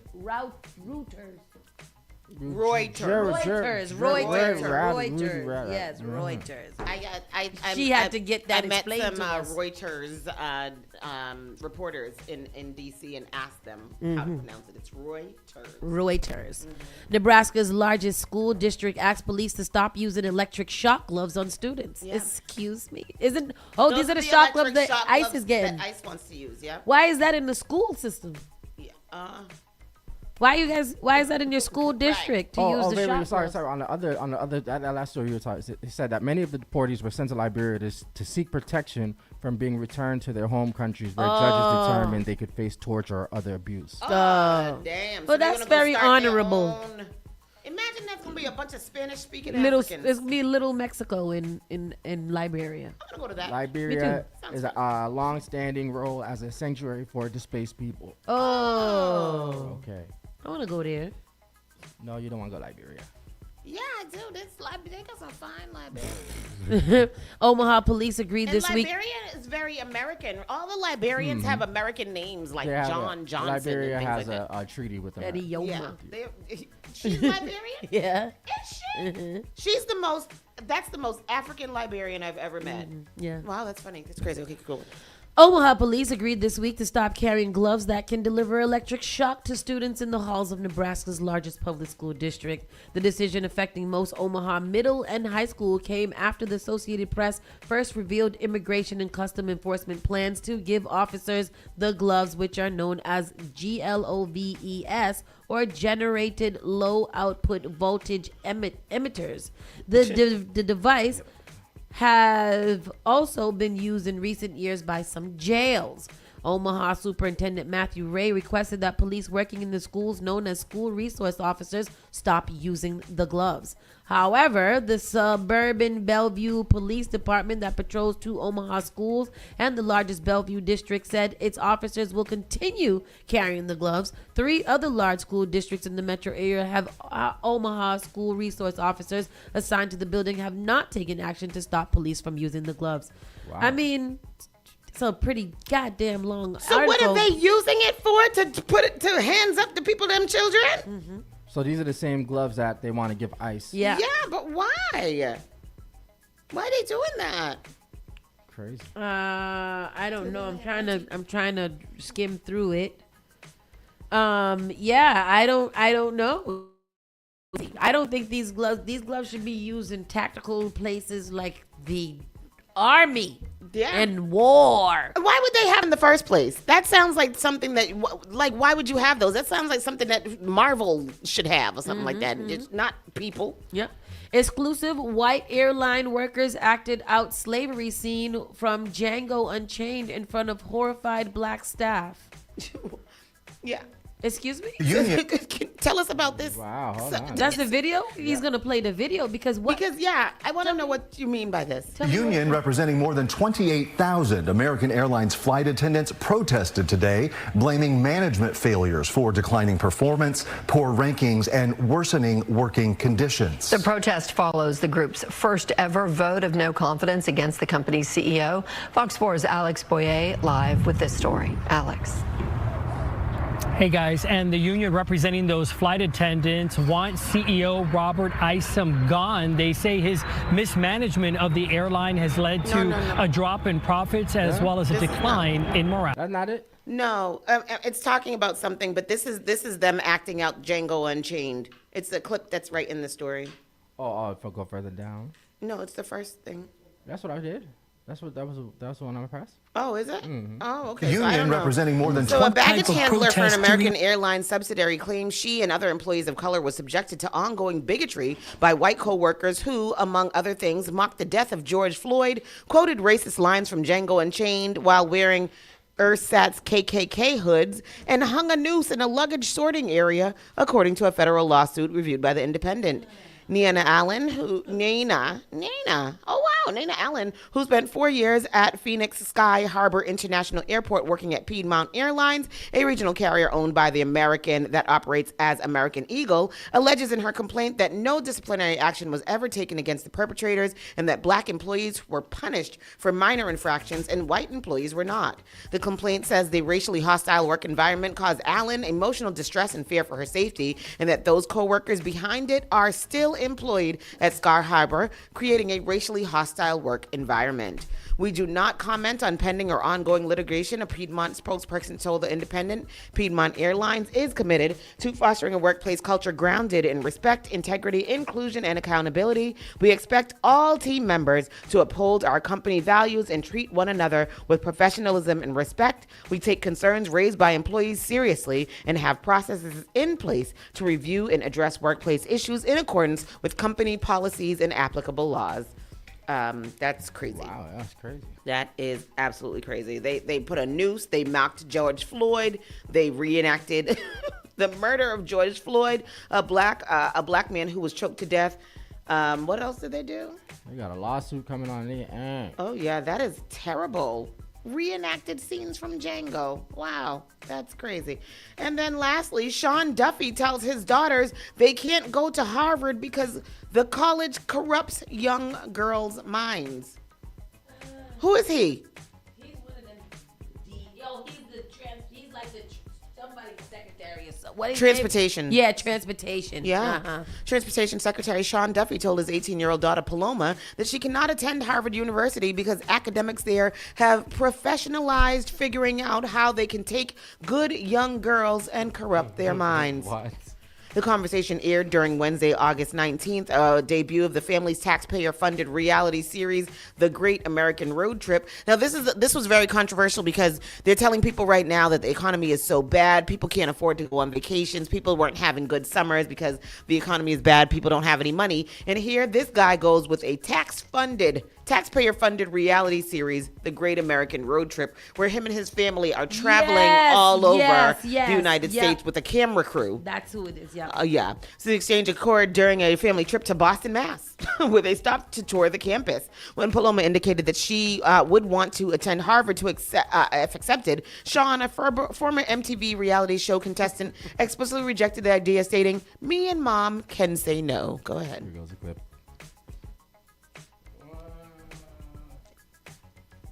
One second. Here we go. Un momento, por favor. Catholicism to us is everything. It's the basis of our marriage. It's the basis of our family.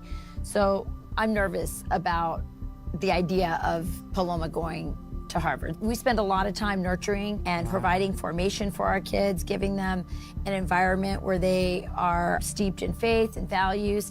And so the idea of dropping her off at a place that would undermine that or try to undo all those things makes me worried. And again, I don't want them to get one viewpoint. I want them to get a lot of different viewpoints. But I don't want them fed only one viewpoint that's contrary to the way my kids were raised.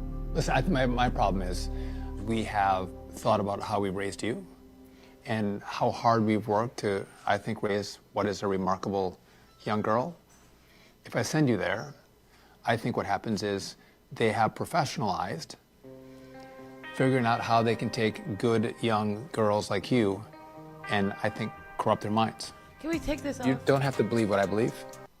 What? Your kids are going to friggin' college, you tool.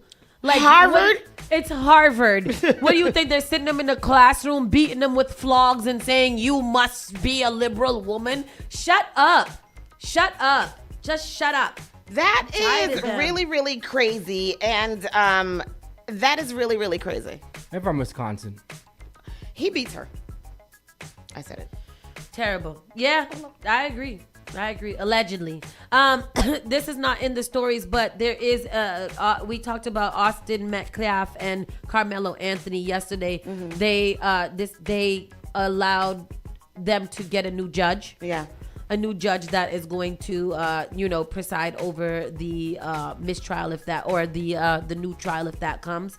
But also the defense took the stand today, and they were able to open up and to admit Austin Metcalf's files into evidence. Good.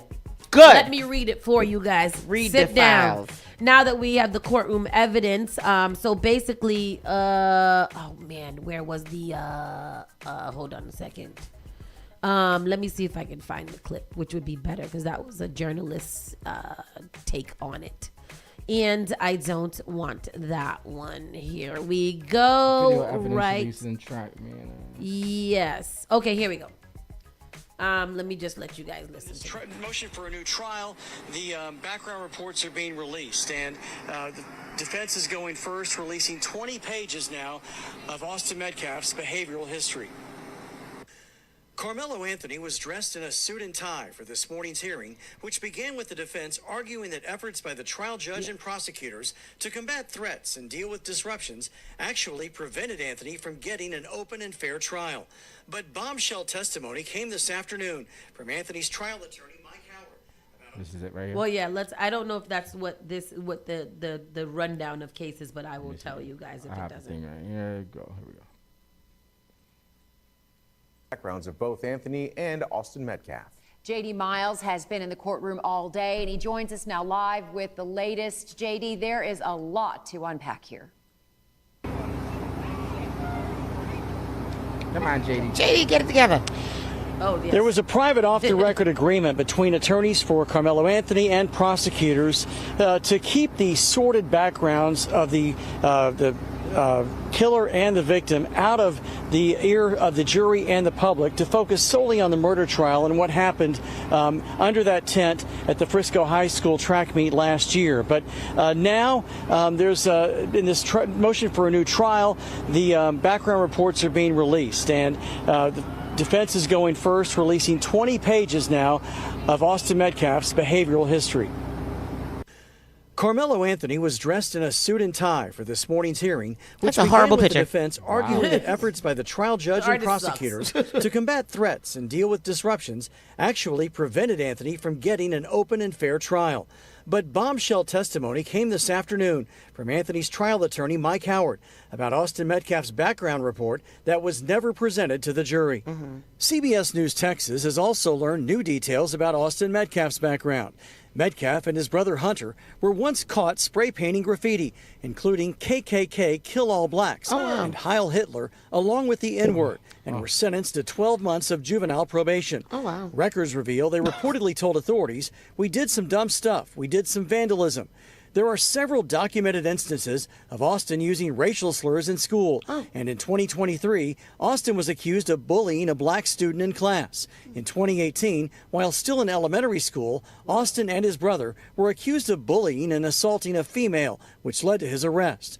During an argument in 2024 with another female student, Austin allegedly knocked her to the ground and punched her in the stomach. He was also kicked out of a football game and texted someone later, "I was about to beat the expletive out of those kids." At a previous track meet, when another student alerted Austin that someone not on their team, quote, "behind our bench was talking wild," Austin reportedly replied, "Kill that MF." During the 2023-2024 school year, he received in-school suspension twice. School disciplinary records from April 2022 to May 2024 reveal that Austin reportedly called a teacher the B word and used profanity. He told a school official that he couldn't control it and wasn't aware that it was coming out of his mouth. In 2024, on at least 5 occasions, Austin saw a counselor regarding his anger and rage during a football game.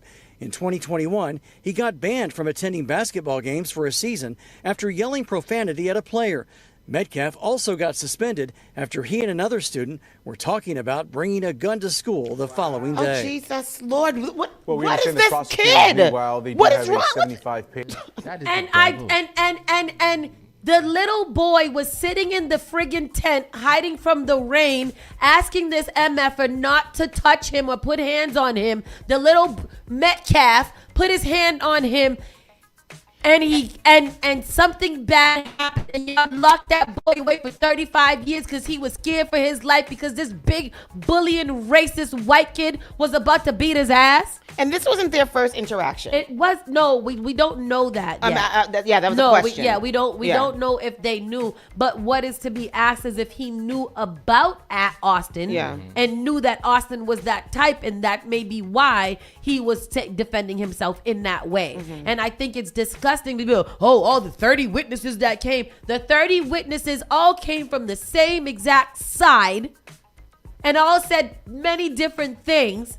And the way that you guys have dragged this boy and their family through the dirt is crazy. They have said that Carmelo didn't have any prior history of being bad. He had a 4.0 GBA and all kinds of stuff. So it just pisses me off that they locked that baby up for 35 years for defending himself. Now, more things are going to come out from the case, and we'll see how that goes. But I really do and truly hope that this man... What do you call him? Was the devil's son, the omen? I mean, that kid was the omen. He was completely that child. And that's just the stuff that was documented. That just documented. Yeah. But we also seen from his father and the rhetoric and the narrative that his father put out there very soon after. I didn't want this to be about race. It always was about race when your child is writing swastikas and talking about Heil Hitler. Yeah. What are we doing, guys? Yeah. And this is how we treat our black kids. And there are black people out here that are sitting here on the side of Austin Metcalf and his little demonic brother and his whole family talking about everything got to be about race, because it's always about race when it comes to racists. And I'm tired of you guys acting like the comment section demonizing Carmelo Anthony has been so heartbreaking, because it was like y'all just determined that because he's black that he deserves everything he gets. Talking about, he could get 90 years. They should give him the chair. They should do all kinds of stuff to him. What's wrong with y'all? America's in shambles. Yeah, Tony Bones said he should have been kicked out of school. And that's the problem, because when you keep on letting these little white demonic children get away with these kind of things, and not all of them are white and demonic. Yeah. We're not talking about those, but we're clearly talking about the Austin Metcalfs in this world. It's heartbreaking that he is dead, because he should have been in jail. Tony Bones said something about they beat up their father and other family members too. I'm pretty sure they did. There's nothing about this case that ever told me that Austin Metcalf and his brother were these innocent young boys that just wanted their people under their tent. It always gave bully. It always gave privilege. It always did. And you're right, Ronnie. Free Carmelo Anthony. Because, God damn it, y'all got to get right in this world. Black people is not mad enough about a lot of things. We have 5 minutes. We're going to go to 11:30 just to go through these entertainment. But that's between Carmelo Anthony and Nolan Wells. I, as a mother, am completely distraught over those two young men's lives. Absolutely. It's crazy. Busta Rhymes shows off 100-pound weight loss after a wake-up call during an inmate... Intimate. Oh, an intimate moment. I was like, he was an inmate. Doing his girlfriend called him fat? Probably. Because he was getting real fat. But remember, Busta Rhymes is very Luther Vandross, very up and down all the time. Remember that time we saw him at that place on Lansdowne Street, and he had just came back and he was swole and tight. Yeah, and he had the neck thing. Yeah. He looked like a I don't know what he looked like. Go ahead, keep going. It doesn't say, I can't open it, but I guess an intimate partner told him that he could stand to lose a few It pounds. said, focus on his weight, share moments, I don't know. I don't say it. American Idol alum Ruben Studdard stuns fans with weight loss transfer. Oh! Sorry, 2004? Yeah, where has he been? Oh, wow, look at Ruben. Where He he still look. Oh, Ruben got a white girl. Oh, Danielle. I gotta stop saying that. I love white people, by the way. They my friends. A lot of them is my friends. Is this top picture what he looks like now? Because he do look like People Bryson. Studdard 47 skyrocketed to fame on his second season of American Idol. Known for his soulful voice and lovable vibes, the singer became a star at the circuit, releasing several albums. Did he now? And parlaying his talents into an acting career. Did he? Where? Whence? Oh, he was in Bewitched. And he dropped 120 pounds. Good for him. And he is married now, so good for him. Very nice. Good job, Ruben. Yeah. This is him performing at People Bryson's memorial service. Oh, I'm sorry, 2004. American Idol Quentin Aaron says he was blindsided by wife still being married while he fought for his life. Who's that? I don't know, but I thought that was interesting that his wife was still married. Isn't that bigotry? I mean, not bigotry. Polygamy. No, it's another word that's not with a B. Idolatry. Polygamy. No. Quentin Aaron. Who's that? Bigotry. It's not bigotry. Quentin Aaron is an American actor. He made his film debut in Michael Grandy's Be Kind, Rewind. Oh. Okay. Not familiar And with he was that also works. on The Blind Side. Okay. But his wife was still married. What does that mean? Bigamy. Bigamy. Yes, specifically being married to two people at the same time, often used in a legal context when a second marriage is entered without ending the first. Is that illegal? That's illegal, yeah. You only could be married to one person in America. What if I'm about to get divorced? You got to be divorced. You have to be divorced before you can get married. They shouldn't even be able. You can't even get a marriage certificate. Legally, you're not supposed to get a marriage certificate if you're still legally married. Oh, I'm gonna be a polandria. What's that? A specific type of polygamy where a woman has multiple husbands. Yeah, polandry. There's some nations that are run by women, and the women have like as many husbands as they want. They do what they want. Move there. You have as many as you can afford. So imagine that. Y'all wake up from a coma and your wife is remarried. I mean, how long was he combing? I got to move on. So is that what happened? He was in a coma and found out that his wife was. Tell me what you mean. No, it says Quentin Aaron is updating his fans about the saga involving his ex-wife Margarita de Leon. The Blind Side actor revealed that he hasn't seen de Leon, who was still legally married to another man when they tried the knot in late 2024, since he went to the hospital suffering a stroke earlier this year. Aaron and de Leon's marriage was ultimately voided, and he's looking ahead as he recovers. Damn. So they were married, or they were getting married when he found out that she was married? Either way, she had two husbands at one time. One was a vegetable and one was not. One was of meat and one was of potatoes. Oh, okay. Aaron had married de and one Leon. was potatoes. They married in December 2024, just after celebrating their first wedding anniversary. They married after celebrating their anniversary.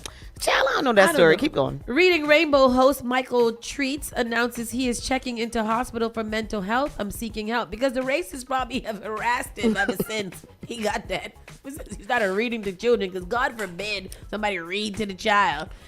Reading host Michael Treats announced he will check into a hospital for mental health support, stating that his struggles led him to seek professional help. Oh, poor Reading Rainbow man. Reading Rainbow. Speaking of that, LeVar Burton, I saw him in a preview for some show that he's on. He looks really good. Like he grew into his lips and everything. He looks good. Yeah, good. Because LeVar Burton, he's a new Reading Rainbow man. I don't know who that is. Just to get up to the times. I didn't know there's a new one. Bill Cosby, who is 89 years old, is completely blind. 5 years after leaving prison, suffers from a variety of health issues. And ain't he about to go to jail? He's still a billionaire, I think. He's 90 years old and completely blind. And would y'all leave him alone? Just lock him in his room then. If y'all want to prison him so much, lock him in his room and he can't get out only to pee. That's it. Then he's on solitary confinement in his bed. Can't say to go nowhere, no how, anyhow. Yes, where's he go? He's 90 years old, barely walking. He can't see. There's nowhere for him to just to pay his debt. Y'all should have got him before. He's still worth 128 Yeah, well, take million. his money or something like that, but don't lock that man up. There's nothing he Put can him do. in jail. He's old. Unless you put him in jail with that other 90-year-old who shot that little boy through the door. Then it should be a little geriatric prison for little mean old men. For nasty old men. Yeah. Him and Weinstein should be in there together. Because ain't Weinstein blind too? He's incontinent. He pees himself. You guys, big shout out to Dee Dee, Taylor, Nina, everybody, the whole family. The little man was born this morning. Oh, Ayana had a baby. Yeah, Taylor had her baby. What is it? It's a boy. Oh, that's so nice. I think. Speaking of boy, not to sidestep that, but you guys know that Trump we're ending right now. Yeah. You guys know that Trump has a little girlfriend? Who? Oh, the little girl, the girl that's obsessed with him. Natalie Harp, yeah. Yeah. So then randomly yesterday, because all the rumors have been flying about him, randomly yesterday, him and Melania shows up, hanging out, holding hands and stuff. Now, you know very well that Melania don't like that man. She don't want to hold his Melania was like, why y'all veiny dig me up gland. out my dungeon to come and make an appearance next to this damn man? And she did a speech. What does she say? Nothing. Tell me how she said it. Speak like Melania. Donald and President.